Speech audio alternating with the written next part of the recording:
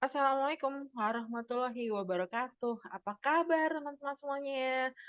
Masihkah Anda semangat untuk selalu mengikuti statistik bisnis dan mempraktekkan secara langsung untuk SPSS? Saya dengan avatar saya, Niken Safitri Primasari, akan kali ini kita akan membahas mengenai uji asumsi klasik, di mana uji asumsi klasik ini itu merupakan dasar ketika kita melakukan penelitian skripsi, teman-teman.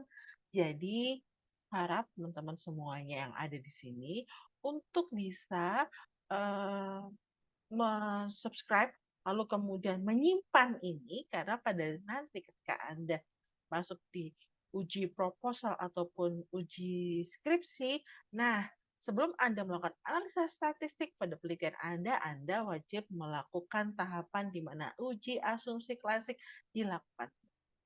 Oke, mari kita simak seperti apa sih uji asumsi klasik itu. Nah, seperti biasa, kita akan bicara di uji asumsi klasik ini. Kita akan melakukan 3 uji sekaligus, yaitu normalitas, linearitas, dan homogenitas. Nah, kembali lagi seperti biasa, silakan buka GCR untuk teman-teman yang dari statistik bisnis dan sekaligus juga membuka SPSS Anda. Wah, saya ikutan bersuara nih. Oke, langsung saja saya akan stop share lalu kemudian saya share untuk tampilan di GCR teman-teman.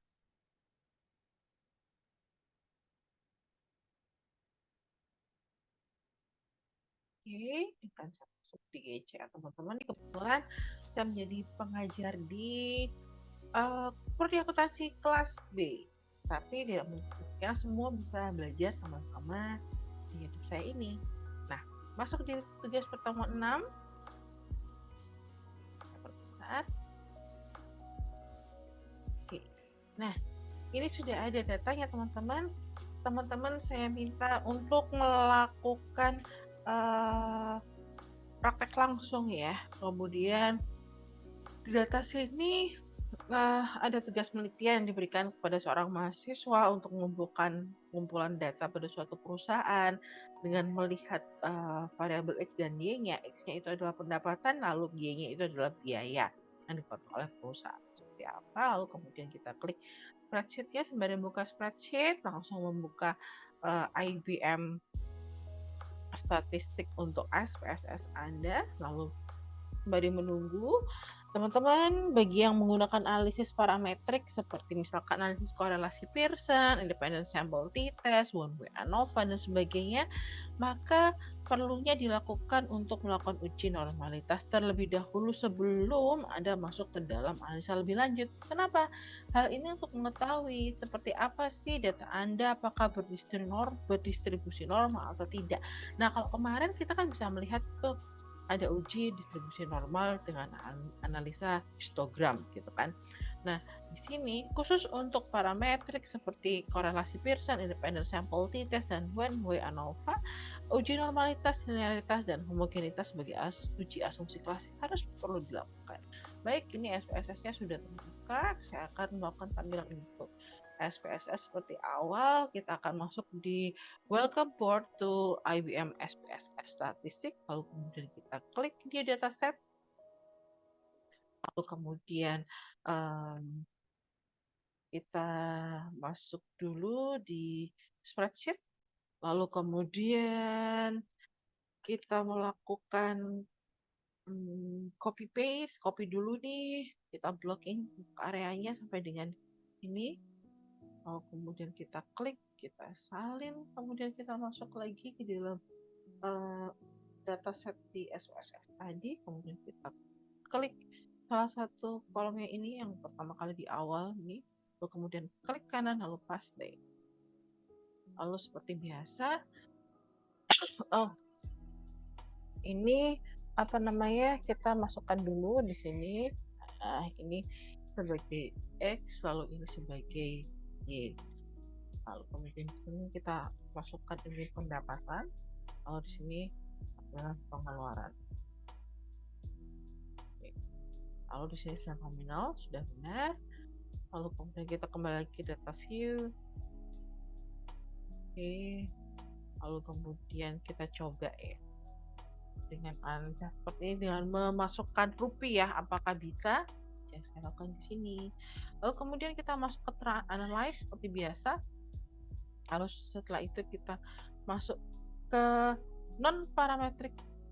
Nah, kita cari nih non parametric, terus ini mana ya? Nih, non parametric test. Lalu kemudian kita masuk ke legacy dialogs. Nah, ini. Lalu kemudian setelah itu kita pilih one sample case. Oke, terlihat teman-teman apa yang terjadi. All variable in working file itu tidak bisa dilakukan karena masih dalam bentuk ada tulisan rupiah dan nominalnya seperti itu. Maka mau tidak mau Anda harus melakukan pengubahan pada data tersebut. Kita kembali lagi di spreadsheet. Lalu kita copy. Lalu kita pastikan aja di sebelahnya di sini. Lalu kemudian kita masukkan ini pakai angka saja. Lalu kemudian setelah itu kita hilangkan 0, di belakangnya. Ini terblok. Oke, kita sebagai angka. Lalu kita hilangkan. Lalu kita paste ini. Yang di bawahnya juga masih ada. Saya tabung. Oke, saya ubah dulu ke angka. Saya ini. Lalu kita kurangi angka ini. Kemudian kita salin ke dalam tampilan di new dataset tadi dan SPS. Oke, salah satu aja kemudian kita paste. Oke, lalu kemudian setelah itu kita cek kembali apakah sudah bisa dilakukan analisa terhadap ini. Oke, legacy dialog, saluran sample KPS. Oke, not working. Why? Itu kan. Baik, dan kita akan cek kembali lagi ke spreadsheet lagi. Hal ini kemungkinan besar karena ada titik 000 ini. Lalu kemudian kita biasakan aja otomatis semuanya. Nah, seperti ini ya. Lalu kemudian kita hilangkan titiknya tadi itu. Lalu kita salin, kita kembali coba ke dalam dataset di SPSS tadi.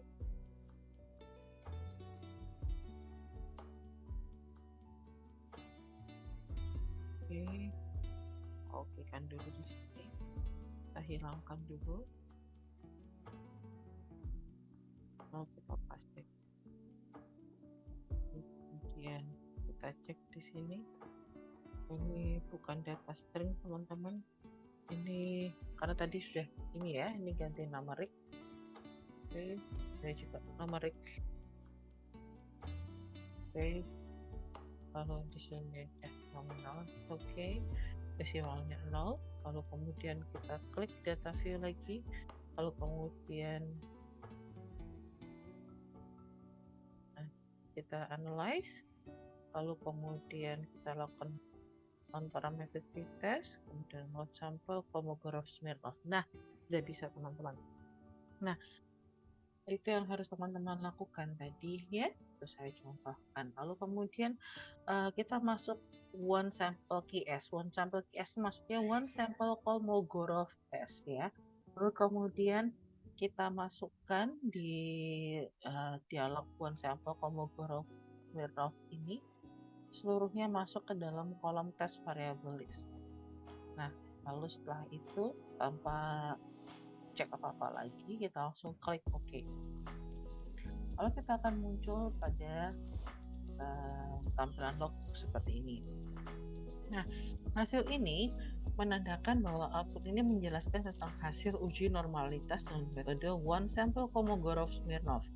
Untuk pengambilan keputusan apakah data normal atau tidak, cukup membaca pada nilai signifikasi, yaitu diwakili dengan something to tell ini. Nah, di sini kita terlihat ya. Baik pendapatan maupun pengeluaran nilai signifikasi itu tiltnya adalah sebesar 0,2. Ya. Nah, jika signifikasi ini Kolmogorov-Smirnov gitu kan, itu signifikasinya lebih kecil dari 0,05, data tidak berdistribusi normal. Ini kebalikannya teman-teman ya. Untuk pengujian data distribusi normal itu kebalikan dari pengujian untuk tingkat signifikasi keberpengaruhan pada regresi ya, atau regresi ataupun pada deskriptif yang diutarakan di sebelumnya itu bahwa nilai signifikasinya harus 0,05. Nah, kalau khusus ya, sekali lagi khusus untuk pengujian normalitas itu nilai signifikasinya harus di atas 0,0. Nah, pada data di sini kita melihat bahwa datanya itu sebesar 0,2 baik untuk pendapatan maupun pengeluaran dan dua-duanya berdistribusi normal teman-teman. Nah, ketika distribusi normal ini maka dapat dikatakan bahwa data-data terkait dengan pendapatan dan pengeluaran itu normal ya. Lalu kemudian kita masuk ke dalam pengujian linearitas. Pengujian linearitas ini digunakan untuk mengetahui apakah dua variabel memiliki hubungan yang linear atau tidak. Uji ini biasanya digunakan sebagai prasyarat dalam uji analisis korelasi Pearson. Pengujian pada SPSS dengan menggunakan test for linearity pada taraf signifikasi 0,05. Ini dilakukan untuk mengetahui bagaimana hubungan ini gitu kan, lebih dari 0,05 kah signifikasinya atau tidak. Nah, ketika kurang dari 0,05 maka dikatakan bahwa data ini linear. Apabila lebih dari 0,05 maka mengatakan bahwa datanya itu tidak linear. Baik, kita akan uji seperti apa. Kembali lagi tanpa perlu masuk ke dataset variabel tadi, Anda bisa langsung dari log di sini tinggal klik analyze, lalu kemudian kita masuk ke dalam compare means. Kita cari compare means, lalu setelah itu kita klik means. Lalu kita masukkan pendapatan ini adalah dependent ya. Pendapatan ini adalah dependent.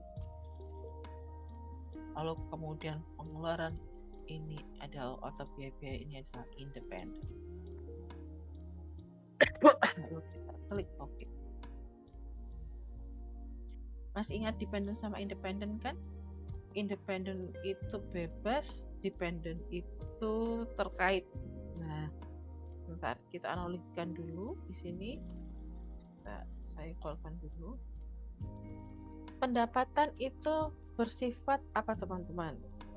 Pendapatan bersifat dependent atau independen bebas? Yang diatur pendapatan atau pengeluarannya? Itu yang harus Anda tanyakan ketika terkait dengan dependent dan independent. Mana variabel X dan mana variabel Y? Karena variabel X-nya itu adalah pendapatan, maka ini bersifat independen. Karena kita tidak bisa mengikat konsumen harus membeli berapa. Kita melakukan targeting, tapi konsumen tetap yang berbicara. Untuk pengeluaran yang kita kontrol, ya, maka pengeluaran itu Y. Lalu setelah itu kita klik tombol yang ada di dialog means ini untuk cari klik yang tulisannya option.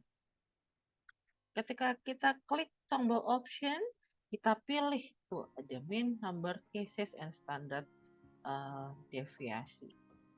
Lalu kemudian setelah kita cek semuanya sama,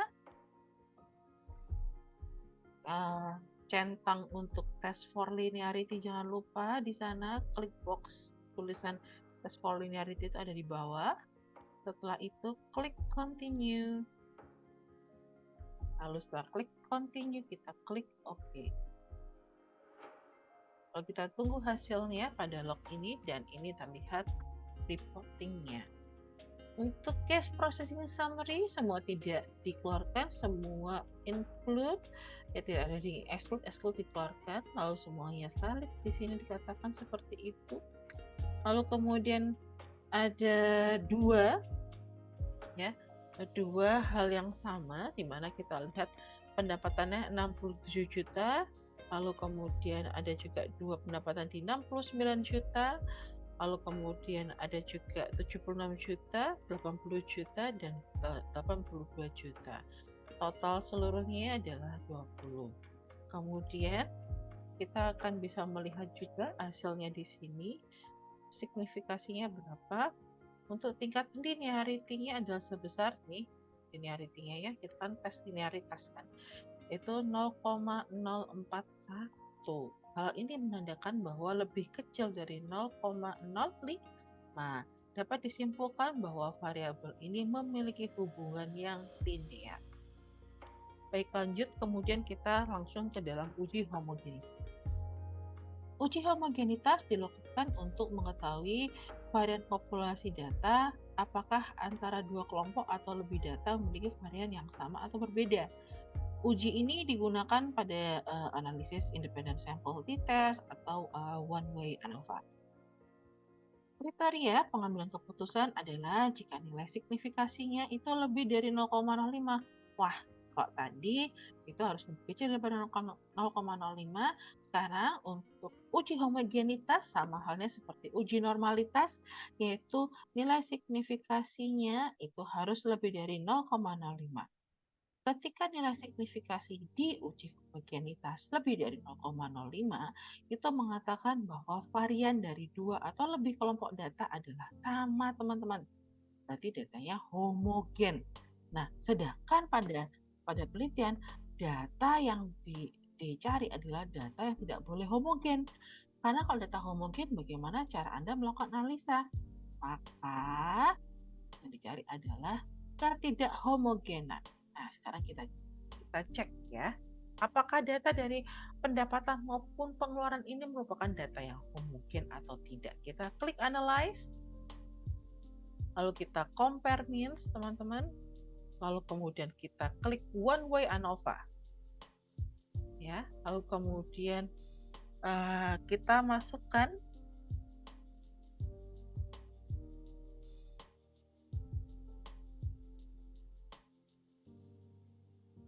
Oke.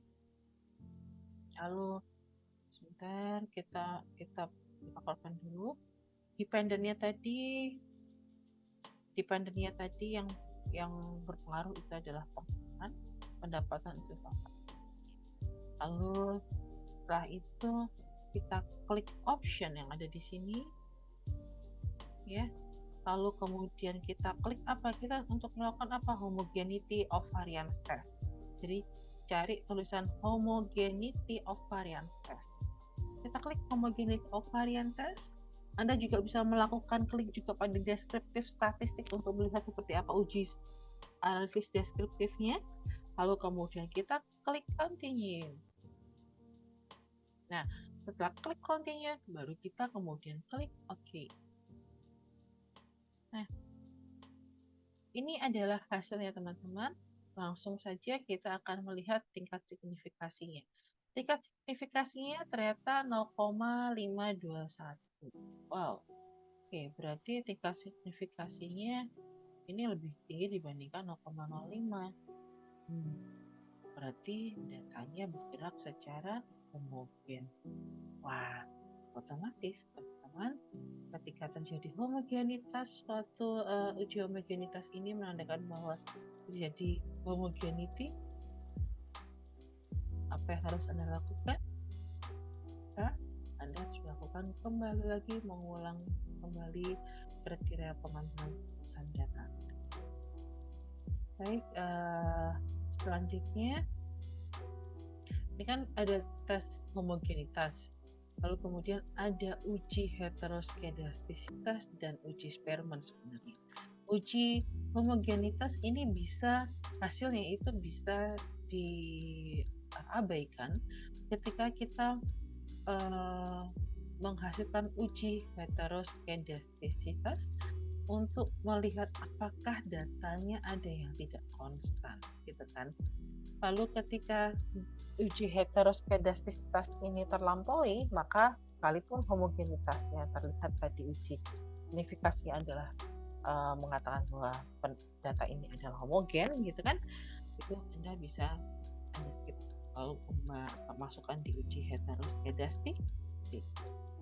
Lebih lanjutnya lagi, maka silahkan untuk melakukan pencarian data ataupun pencarian literasi mengenai uji heteroskedastisitas dan uji sperma.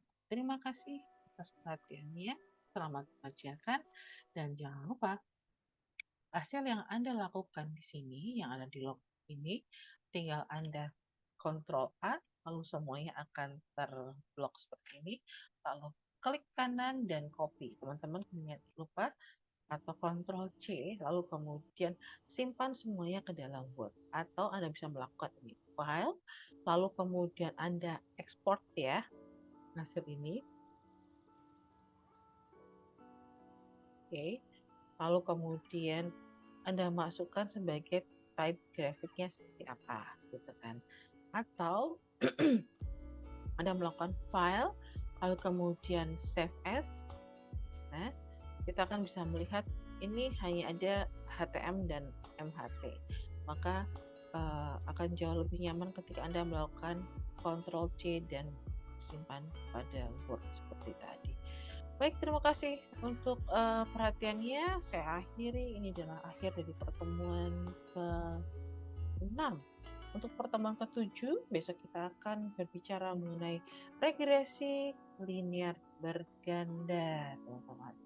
Saya akhiri. Wassalamualaikum warahmatullahi wabarakatuh. Selamat mengerjakan, semangat selalu, dan and for all. Semangat!